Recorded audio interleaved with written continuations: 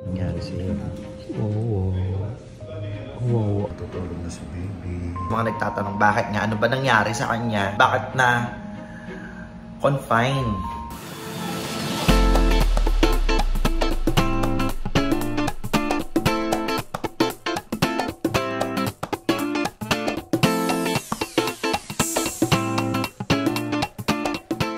Yan yung makikita tonight. Ang asawa kong nasa higaan. Mamaya ikikwento ko kung ano nangyari. Sige, papalit na. Ano nangyari sa'yo? Mamaya ikikwento ko sa'yo. Oo. Oo.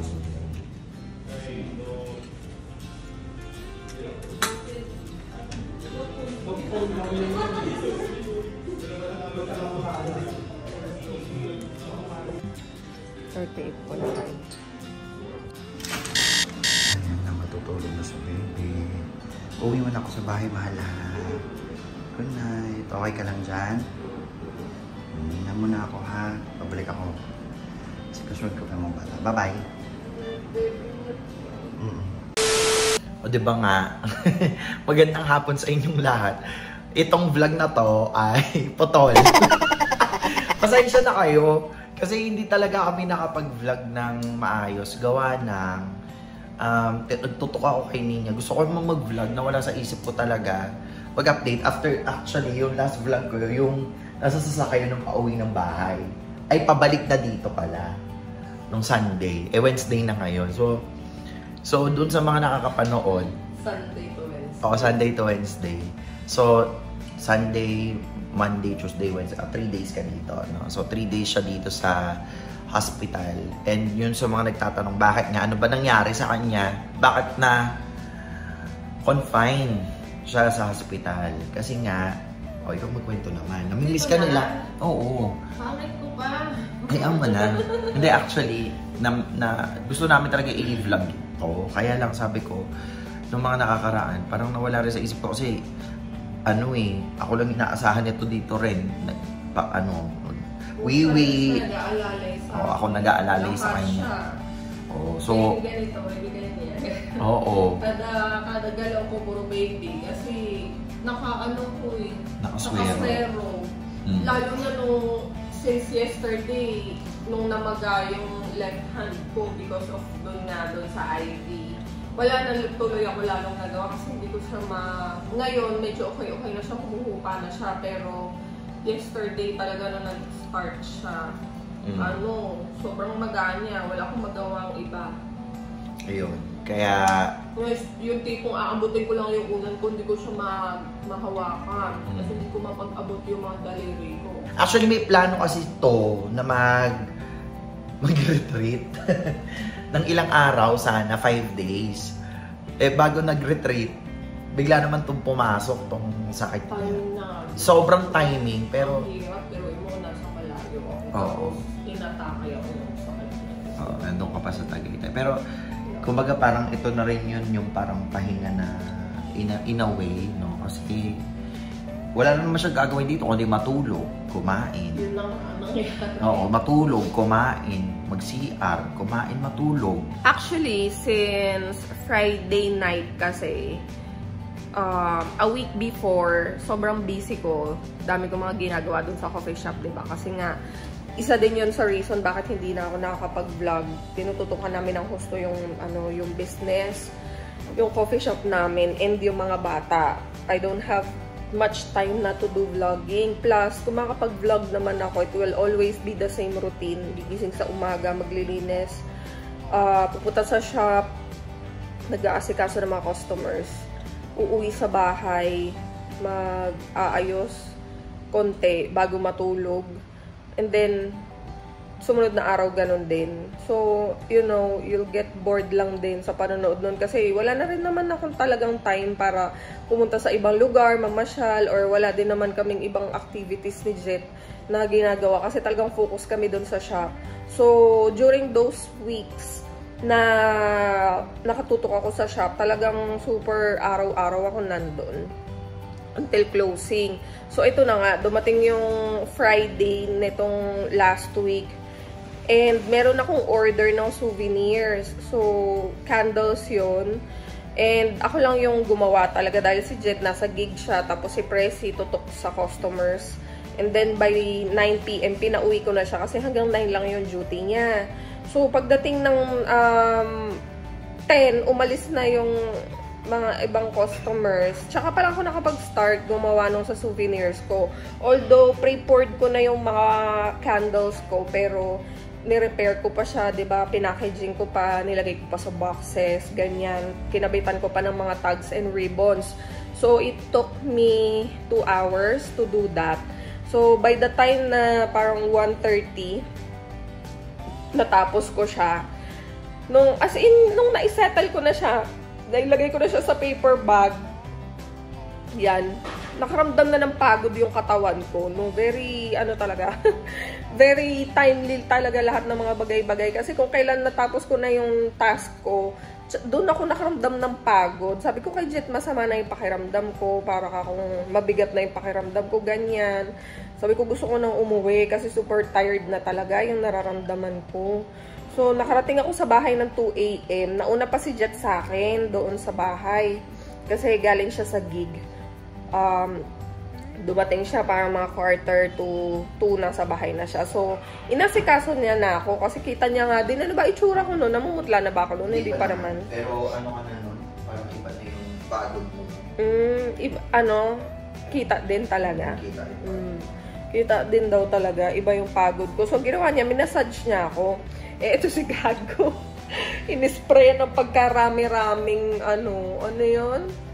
Kating ko yung likod ko, tsaka yung mga braso ko. Yung spray ng pang-massage. Pero, sabi ko, sige, although masarap siya sa una kasi mainit, diba? Pero yung effect kasi nung ganon, habang tumatagal siya sa body mo, luwalamig. So, may nag-chills na ako. Sabi ko, ang daming inilagay yata ni Jet sa katawan ko, kaya nanginginig ako. Sabi ko, ang lamig, ang lamig. Sabi niya, hindi, sakto lang naman. Sabi niya gano'n. Sabi ko, wala ako, nilalamig ako. So, all along, akala ko, effect talaga yun nung kating ko sa katawan ko. So, ang ginawa ko, lumipat ako dun sa kwarto ng mga bata. Doon ako natulog. Kasi yung mga kids, nandun sa kwarto namin. Kasi we always bond during Fridays and Saturdays. Sama-sama kami natutulog sa room namin. Either sa room namin or dun sa room nila sa kabila.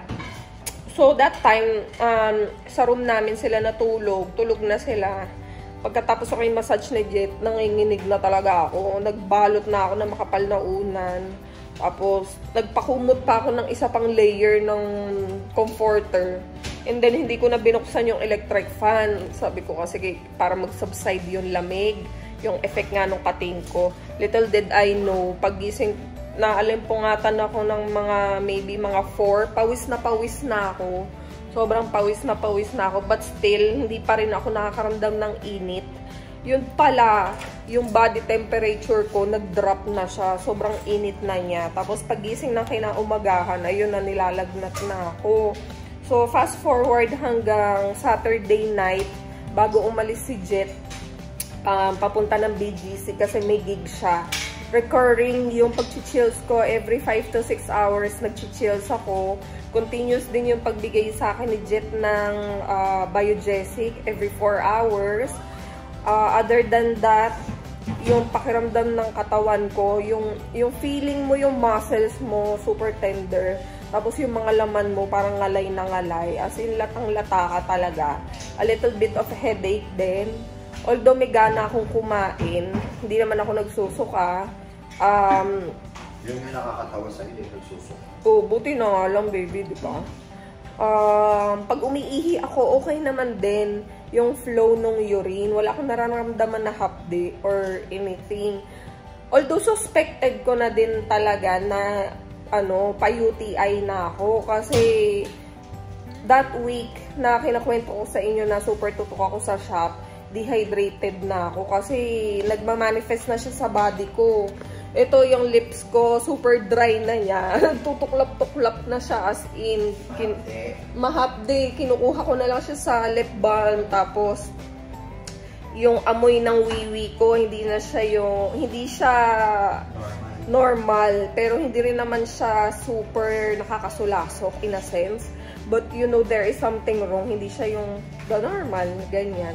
Tapos, kinukuha ko lang siya sa water, buko juice, at saka cranberry juice. So, since nga, diba, hindi naman ako nahapdian tuwing umiihi, or masakit, or wala ka naman nakikitang dugo. So, oo, deadma ang lola mo, pinabayaan ko, ganyan. Akala ko na subside na siya, nakuha na siya. Yun pala, eto na. Kaya pala walang tigil ang pag-chills ko, infected na pala yung aking kidney ng bacteria. Severe infection na umakyat na sa kidney. So, nalaman namin yun kasi Saturday madaling araw pag uwi ni Jet. That's Sunday na, no? Sunday na ng madaling araw yun. Pagpasok ng Sunday, nag-chills pa rin ako. Tapos, meron pang time doon na umabot ng 40, no? Yung temp ko. Sabi niya, hoy, parang iba na yan, ha? Hindi nakukuha ng Biogesic, ng paracetamol yung ano mo, yung lagnat mo. Tapos, yung chills mo nga, talagang, ano siya, consistent. Kaya, Sunday, sabi niya, gumising ka ng maaga bukas. Magpapacheck up tayo. So, pumunta agad kami sa The Medical City sa SM Fairview. And, doon na nga, no, na-diagnose na may pyelonephritis. O yun, pyelonephritis. So, in layman's terms, super severe infection na umabot na siya sa kidney. So, ito yun, catch doon, guys. Hindi porke na titreat nyo just like me yung UTI nyo and feeling nyo nag-subside na siya, feeling nyo nakuha siya ng water, ng buko juice, and cranberry juice kasi wala na kayong nararamdaman eh. Guys, nagpo-progress siya nang hindi natin nalalaman. Kaya yun ang nangyari sa akin. Umabot na siya hanggang kidney. And sabi niya, ang tigas ng ulo mo ha. Ito na, manginginig na lang kami para tumigil ka na. Ayun na, nanginig na nga yung katawan ko, Diyos ko. Kaya pagkalabas nung result, after 2 hours, yung staff doon sa lab, lumabas siya. Tapos binubulong niya sa akin. Sabi niya, ma'am, okay ka lang ba? Parang pilit nilang inaalam kung kamusta yung kondisyon ko, kung okay lang ba ako, ganyan. Tapos may sinasabi siya na kasi may abnormalities po na nakita sa blood nyo, ganyan. Sabi ko, for further test pa daw. Okay. Thank you. Tapos, sa ba ako? O yun nga, inaalam nila kung okay ako. Kasi siguro dahil dun sa result na nakikita nila, dapat it shouldn't be okay. Kasi iba na dapat yung yung lagay mo ngayon. Pero ang lola nyo naman, alam nyo, may pagka-nonchalant din. Pagka-nonchalant, sige, lakad, ganyan. Although masakit na talaga yung ulo ko nun. At saka latang-lata ako, gusto ko lagi lang ako nakahiga. Tapos, mabigat din yung feeling ko sa may tummy area, back and front.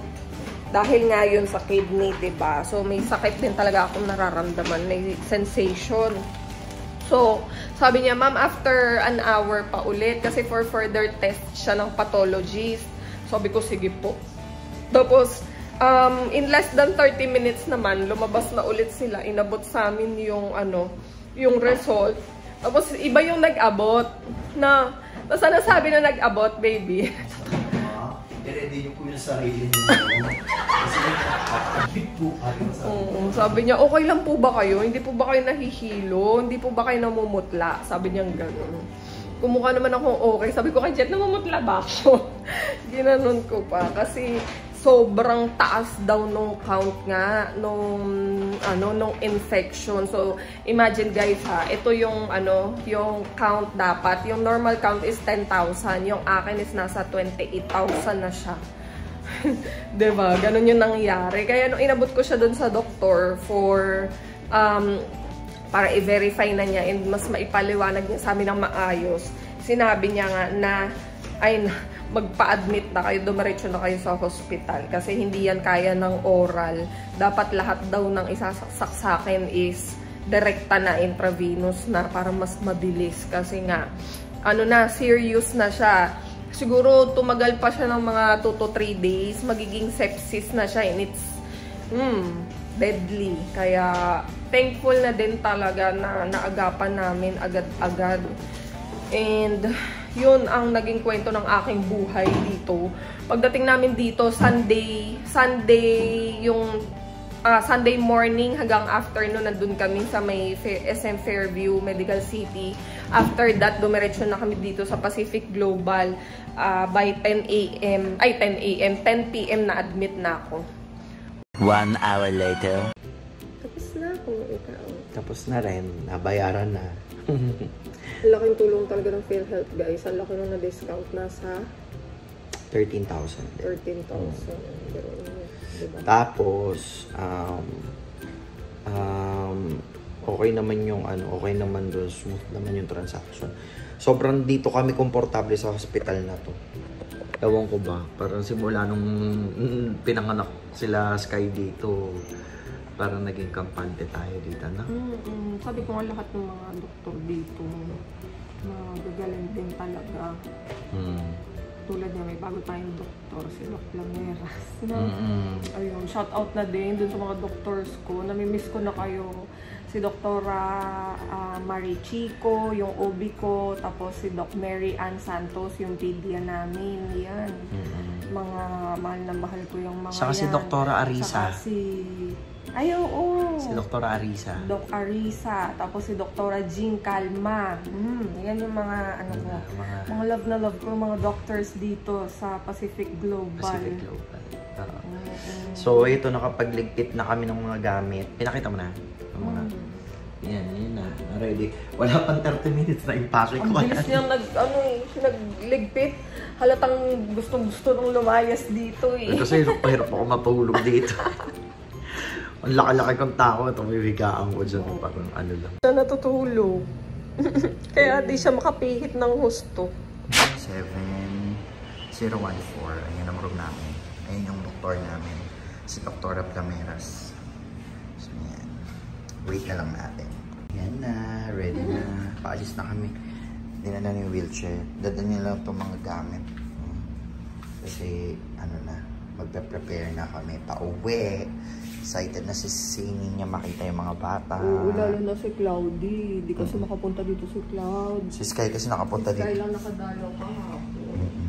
So, ready lang tayo.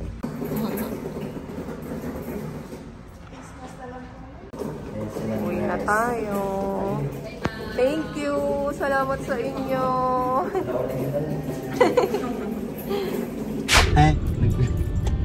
Hello, pauwi na kami. Atid ko na sabi niya sa bahay. Pauwi na kami. Pero nagutom to. Sabi niya, gusto daw niya kumain. Sabi ko, kailangan magbawi na. Excited kami umuwi. Kasi, hindi alam nung mga bata. Hindi rin pala sinabi ni Jet kay Mama. Hindi ko rin sinabi. Discharge na kami. Gugulat yung mga bata. Tapos, kakain lang. Tapos, mag-drive-thru na lang. Magda-drive-thru, Kasi, nagke-crave to ng palabok. Actually, kahit ako nag-crave ko, sinabi ng palabok, parang bigla ako nagutom. Yung palabok ng Jollibee. Hindi niya nasa isip. Palabok. Anyway, so pag-uwi natin sa bahay yan, gulatin, tignan natin reaction ng mga bata kung mararamdaman ng mga bata pag nakita. Lalo na si Cloudy, no? Nakakamiss kasi si Cloudy. Justin! Ayun guys, so nakauwi na kami ng bahay. Ayan. Medyo ginabi kami kasi dumaan pa kami ng shop. Pero pagdating namin dito, tulog na yung mga bagets. Ito, naman itong maliit. Ayan. Black da kasi Cloudy. Cute yan. Tatanggalin na bukas na to. Pahinga na rin kasi pagod na rin eh. So, ayan, tayo ngayon, maliligo lang ako tapos papahinga si Nina, nasa taas na. Magre-rest na rin yun kasi nga kailangan din niya magpahinga. So, namili kami ng mga vitamins at saka mga yung gamot niya. Ito yung mga gamot. Dito yung mga antibiotic na orals niya ngayon. So, ayan. So alam ko, namimiss nyo na mag-daily vlog. So ito, try namin ulit mag-daily vlog sa abot ng aming makakaya. So thank you so much for watching this video. And sana, ayan, medyo, ano na tayo, chill lang tayo. Kung makakabalik kami sa pag-vlog, unti-unti, siguro, di namin bibiglain, no? Para enjoyin lang namin tong moment na to. Kaya, we hope to see you again on the next video. Good night, everyone.